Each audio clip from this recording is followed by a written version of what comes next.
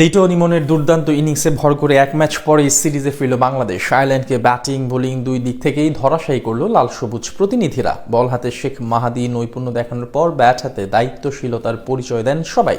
দারুণ টিম ওয়ার্কে জয় তুলে নেন টিম টাইগার্স। আইরিশদের বিপক্ষে ডু অর ডাই ম্যাচে বাংলাদেশের এমন জয় নিয়ে বিস্তারিত জানবো রিপোর্ট।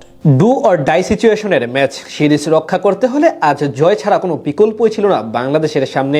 যদিও এদিন টস ভাগ্য কথা বলেনি লিটন দাসের পক্ষে। বিপরীতে টসে জিতে আগে ব্যাট করতে নেমে দারুণ শুরু করেন আয়ারল্যান্ডের দুই ওপেনার পল স্টার্লিং এবং টিম টেক্টর। দুই ব্যাটার মিলে প্রথম 2 ওভারে তোলেন 27 রান। চতুর্থ ওভারে বল করতে এসে 16 রান দিয়ে যান মোহাম্মদ সাইফুদ্দিন। পরের ওভারে অবশ্য ধীরে ধীরে বিপজ্জনক হতে থাকা পল স্টার্লিংকে থামান তানজিম হাসান সাকিব, যেখানে দুর্দান্ত এক ক্যাচ ধরেন সাইফ হাসান। আইরিশ অধিনায়কের কাছ থেকে আসে 14 বলে 29 রানের টর্নেডো ইনিংস। তবে এক প্রান্ত আগলে রেখে দারুণ খেলতে থাকেন তরুণ টিম টেক্টর। তার দৃঢ়তায় পাওয়ার প্লেতে আসে 75 রান। এর পরের 3 ওভারে অবশ্য খানিকটা চাপে পড়ে যায় আয়ারল্যান্ড। নবম ওভারে শেখ মাহাদির বলে সামনে বেড়ে খেলতে গিয়ে স্টাম্পিং এর শিকার হন 25 বলে 38 রান করা টিম টেক্টর। ছোট ভাইয়ের বিদায়ের পর বেশিক্ষণ টিকতে পারেননি বড় ভাই হ্যারি টেক্টর। 11 বলে সমান রান নিয়ে একই ওভারে বিদায় নেন এই ব্যাটার। 10 ওভারে সফরকারীদের স্কোরবোর্ডে 3 উইকেট হারিয়ে 97 রান। 11তম ওভারে আরও 1 উইকেট তুলে নেন মাহাদি। 4 ওভারে 25 রান দিয়ে তিনি শিকার করেন মোট 3 ব্যাটারকে। চাপ সামাল দিয়ে কাউন্টার অ্যাটাক করেন উইকেট কিপার লরকান টাকার। জর্জ ডকরেলকে সঙ্গে নিয়ে দারুণভাবে বোলারদের সামলাতে থাকেন তিনি। দুজন মিলে পার করেন দলীয় 150 রানের গন্ডি। 18 রান করে ডকরেল থামেন সাইফুদ্দিনের শিকার বনে। আর 32 বলে 41 রানের ইনিংস খেলে থামেন লরকান টাকার, যার উপর ভর করে 170 রানের পুঁজি পায় আয়ারল্যান্ড।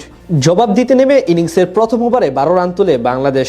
আইরিশ বোলারদের শুরু থেকে তুলোধুলো করছিলেন দুই ওপেনার, কিন্তু সেই জুটি বেশি দূর নিতে পারেনি তারা। তৃতীয় ওভারে ভুল বুঝাবুঝিতে ম্যাকার্থির থ্রোতে রান আউট হন 7 রান করা তামিম। এক প্রান্ত আগলে রেখে অবশ্য তাণ্ডব অব্যাহত রাখেন পারভেজ হোসেন ইমন। তার সাথে যোগ দেন অধিনায়ক লিটন কুমার দাস। পঞ্চম ওভারে দুজন মিলে চড়াও হন জশ লিটলের উপর। পাওয়ার প্লেতে 66 রান তোলে টিম টাইগার্স।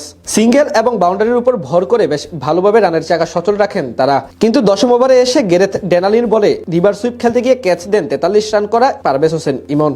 শেষ 10 ওভারে জয়ের জন্য বাংলাদেশের প্রয়োজন ছিল 85 রান। ইমন ফেরত গেলে দলের হাল ধরেন লিটন কুমার দাস এবং সাইফ হাসান। দুজন মিলে দারুণভাবে সামলাতে থাকেন আইরিশ বোলারদের। 14তম ওভারে মেথু হামফ্রেশের বলে ছক্কা মেরে নিজের অর্ধশতক পূরণ করেন লিটন দাস। যদিও এরপর বেশিক্ষণ টিকতে পারেননি তিনি। পরের ওভারে মার্ক আদায়ের বলে এলবিডব্লিউর শিকার বনে 37 বলে 57 রান করে আউট হন টাইগার কাপ্তান।